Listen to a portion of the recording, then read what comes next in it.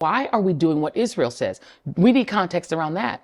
Israel oppressed the Palestinian people since really 1967, you could say 48, when they drove 750,000 Palestinians out of their homes in the West Bank. Many of them drove them to Gaza. These people grew up in refugee camps. They've never had their own state, the state that was promised to them by the UN. They're living in an open air prison where they can see the sea, they can see the beautiful ocean, but if they go out into it, an Israeli warship might actually shoot and kill them.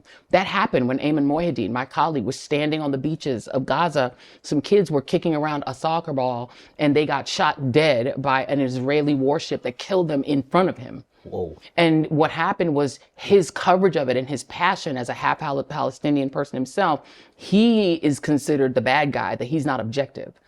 You know, that's what objectivity does to us. So I feel like the news media is failing because they're not telling us why people are doing things. The context that you're talking about, because the context is so important in how it's delivered. And you said something too, the inconvenient truth. We're not getting the full picture because it's an inconvenient truth.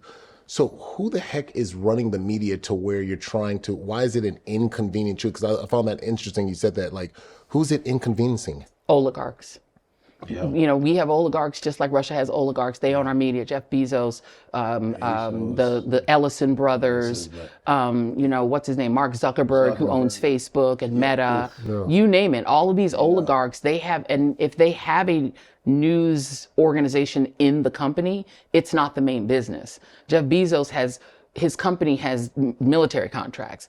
The Washington Post is just one of the little businesses he owns. Amazon is much more important to his bottom line. He doesn't care if you're getting the truth from the Washington Post. He wants the Washington Post to not get in the way of his other business. Yeah. So he needs the Washington Post to report in a way that doesn't piss Donald Trump off.